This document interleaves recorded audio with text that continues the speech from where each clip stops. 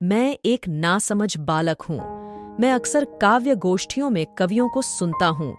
बहुत मार्मिक कविताओं में वह कहते हैं कि उन्होंने अपनी ख्वाहिशों का दमन किया। कुछ फेसबुक पर भी कहते हैं, हमारी ख्वाहिशों का कत्ल हुआ है।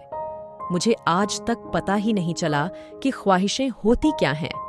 मेरा पिता बिना मांगे मुझे 21,600 प्रतिदिन पीने को पानी देता है। उन श्वासों में ऑक्सीजन भी उचित मात्रा में दे देता है।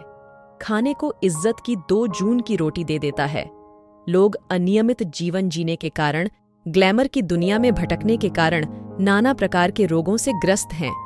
उस मालिक ने जितना भी अन्न हमें खाने को दिया है, वह भी ठीक से पच जाता है, क्योंकि आलतू फालतू खाने की ख्वाहिश ही पैदा नहीं होती।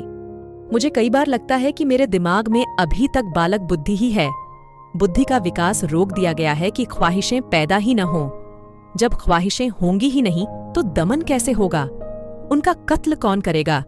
ख्वाहिशों का कोई अंत नहीं है। पड़ोसी का मकान 3 तल्ले का है, हमारा 1 तल्ले का है। अब ख्वाहिश है कि मेरा कब 3 तल्ले का कब बनेगा। उसके लिए धन कहाँ से आएगा? पैसों का जुगाड़ू कैसे होगा? उनके पास मर्सिडीज कार है, मुझे कब मिलेगी? दूसरों को देख ख्वाहिशें हर घड़ी पैदा होती हैं। विदेशों में जगह जगह फेक यूनिवर्सिटीज बनी हैं, जो आपको डिग्री दे देती हैं। बस आपको साल में 1-2 दिन ही जाना होता है। बाकी दिन कैफे में बेअरा बनकर डॉलर कमाओ।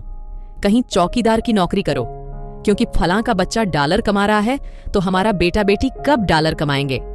फेक डिग्री लेकर क्या कैरियर बनेगा, चिंता नहीं। बच्चा विदेश से पढ़ा है, उसकी मार्केट कीमत बढ़ जाएगी। मेरे एक जानकार हैं, उनकी बेटी पढ़ाई में बहुत कमजोर थी। मैंने उन्हें कहा कि आप बेटी को मेरे यहाँ पढ़ने के लिए भेज दिया करें। बेटी को उनका कार चालक मेरे यहाँ छोड़ जाता और जब पढ़ाई समाप्त हो जाती तो उसे लेने आ जाता। पहले ही दिन की बात है कि मेरा चाय पीने का समय हुआ तो मैंने उस बेटी से पूछा कि तुम चाय पियोगी या दूध? उसने कहा कि मैं चाय तो नहीं पीती हूँ, मैं दूध पी लूंगी। मैंने कहा, तो एक काम करो, रसोई में जाओ, अपने लिए दूध का गिलास भर लो और मेरे लिए एक चाय का कप बना दो। बेटी बोली कि मैं तो कभी अपने घर में किचन में गई ही नहीं हूं, मुझे चाय बनानी नहीं आती है। मैंने कहा, कोई बात नहीं, तुम चाय बनाते वक्त मेरे पास खड़ी तो हो सकती हो, देख सकती हो कि चाय कैसे बनाई जाती है। बड़ा प्यारा सा भोला सा उत्तर दिया, अंकल मैंने कौन सी चाय बनानी है जीवन में, चलो फिर भी खड़ी हो जाती हूं।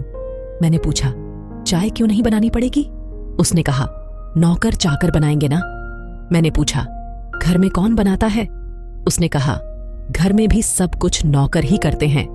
मैंने कहा, अगर किसी दिन नौकर नहीं आते हैं तो क्या होता है? उसने कहा कि मम्मी बाहर से खाना ऑर्डर देकर मंगवा लेती है। एक दिन बाद यूं ही मैंने पूछा कि मम्मी शाम को अकेले नाइट क्लब जाती है, क्या तुम्हें अच्छा लगता है? बड़ा प्यारा सा उत्तर दिया।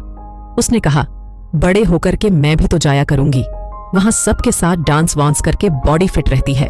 वैसे तो मम्मी जिम भी जाती है। मैं सोच रहा था कि घर का काम करने से शरीर का व्यायाम हो जाता है। जब काम करना ही नहीं है, सब कुछ नौकरों ने ही करना है, तब खाना हजम करने के लिए जिम जाना, नाइट क्लब में जाना तो जरूरी हो जाता है ना। बड़े घर की मालकिन कहलाने की ख्वाहिश इनके दिलों में ही तो पैदा होगी। हाय, सोसाइटी में रुतबा भी दिखाना जरूरी होता है, रुतबे की ख्वाहिश क्यों नहीं पैदा होगी? मैंने तहे दिल से ईश्वर का धन्यवाद किया कि आपने अभी तक मुझे एक नासमझ बालक ही बनाया है और वरदान दिया है कि मैं तेरी देखभाल करूंगा, बशर्ते तू मेरे बंदों की खिदमत करेगा। ईश्वर के तुम्हारे पास रहते तेरे दिल में कोई दुनियावी ख्वाहिश पैदा ही नहीं होगी। मैं स्वयं तुम्हें वह सब दे दूंगा जिसकी तुम्हें नितांत आवश्यकता होगी।